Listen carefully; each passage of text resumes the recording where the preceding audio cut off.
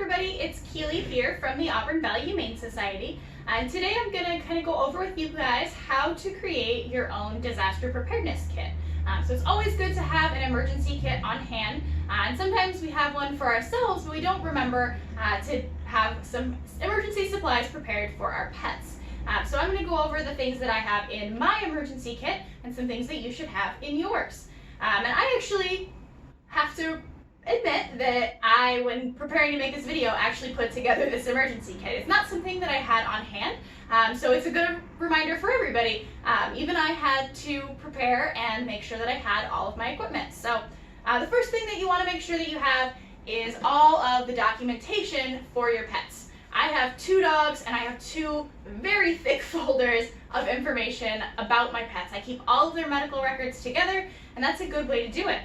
You want to make sure in your kit, however you want to keep it, that you have vaccine records, that you've got photos of your pet. I got this handy dandy little booklet that I can keep pictures and go through and update information like my pet's information, who their vet is, any medical things they've had, and then there's sections that I can add cute photos as well. I have my cute photo right in the very beginning for my girl. But in here, she's got her vaccination records, she's got her pet license receipt, all of that good stuff is in one place. So if I ever need anything related to my dog, I know I can go right to this book and use it, which is really helpful for me. And I have one for my boy dog too. So Jazzy and Apollo each have their own folder with all of their medical records that I have. And that's always good to have no matter what the situation is. Anytime that I leave town, I leave those both with my dog sitter, so all of their records are in one place.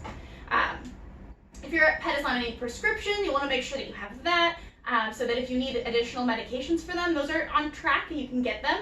And then make sure you've got your contact information, maybe an emergency contact, and your veterinarian's number all in there.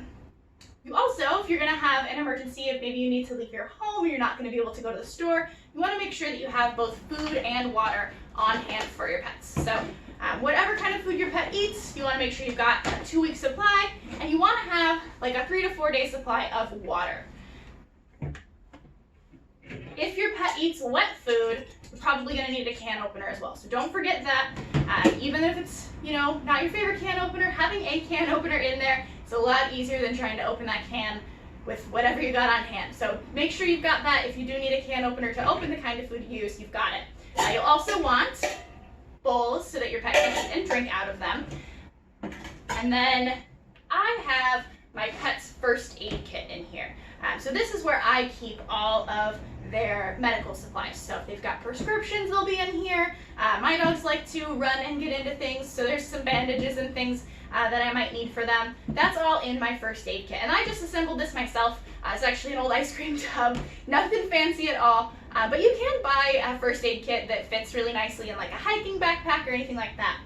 It's also good to have a first aid book, a pet first aid book, or a person one, because if you get hurt, you might not be able to search the internet either. So it's good to have first aid supplies in any emergency kit, but we want to make sure we remember our pets in that process. Another nice thing to have is somewhere for them to sleep. My dogs sleep in their crate every night, and so I just brought a little mat for them so that they can be reminded of home. This is something that they use at home pretty frequently, and they actually have a big one and a little one, and I thought, while I was assembling my emergency kit, well, that'll be really nice because it's something that they're used to. It's something that's familiar to them, and it looks just like the other one that's at home, so they won't even notice it's gone missing, and then if we need to use it, they have something that is familiar, which is really nice. You always want to make sure that you have leashes and collars, and this bag is where I keep all my dog's spare leashes and harnesses and collars. I have a lot of those things because my dog likes to break his harness and his collar and things like that. So I have spare leashes and harnesses and collars all stashed away in this little bag, but it's always a good idea to make sure that you've got extra. So even if it's all just stashed away in your emergency kit, having those things on hand just in case maybe you have to leave in a hurry or going somewhere and you don't have time to, dig through where did I put that leash. If you've got it already in the bag, you have it and you're ready to go. Makes it a little bit less stressful. The last couple things in here are very important. This is our poo bag dispenser that I carry with us on our hike. And this one might be a little gross for some of you, but it's just a collapsible shovel. And it's if I run out of poop bags. It's not for everybody, but it's good to have in case of an emergency. You don't have to have poop bags if you have a shovel. So might not be the nicest, prettiest thing in the world, but at least it's something, if you have it, it's really important. You can clean up even if you don't have a poop bag. And then a brush, just to make sure that your pets have, some pets will need extra grooming. My dogs can probably get away if I don't have a brush because they've got short hair. But if you have like a poodle or a Maltese, you might need to bring some extra grooming supplies. So make sure that you've got those so that your pet doesn't end up uncomfortable while they're out there. And the last thing that I have is a flashlight. Because if you can't see, you want to make sure that you've got a way to see what's going on. And that's a good thing to keep in any emergency kit, just like your first aid kit. And then a bag to keep it all in. So this is just a cute bag that has owls on it. So I want to make sure I can get all of my emergency supplies into this bag. So I want my bed for my pets. I want to have their harnesses and their leashes and their collars, all that good stuff in one place. Their brush, their poop bags, their first aid kit and the flashlight, all of that. And then their medical supplies, and then bowls, can opener, food, and water. All of that will want to go in. So you might need a pretty big bag to fit everything in. But you want to make sure that you have it just in case there's an emergency, that everything is accounted for. So it's really not so much stuff, just one bag, but it's really important and it makes things just a little bit less stressful for you if there is an emergency. Saves you just a couple of minutes of collecting everything. You can do it in a relaxed fashion.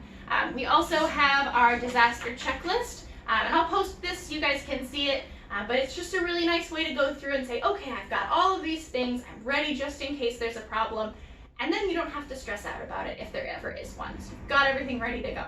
If you do have food and water in your emergency kit, you want to make sure you keep an eye on it and make sure it doesn't expire and kind of rotate those things through. But otherwise, most of this stuff can sit. So your first aid kit probably needs checked to make sure nothing expires, your food and your water, but blankets don't go bad.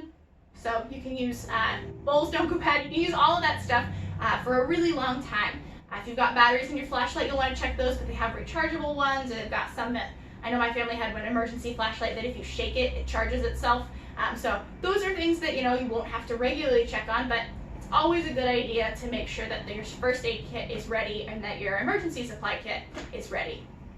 All right, well, thank you guys so much for joining us. I hope you feel prepared in case there ever is an emergency, that you're ready and you're not worried about what to do in the moment. You've got a plan, which is always a good idea. Thanks so much for joining us.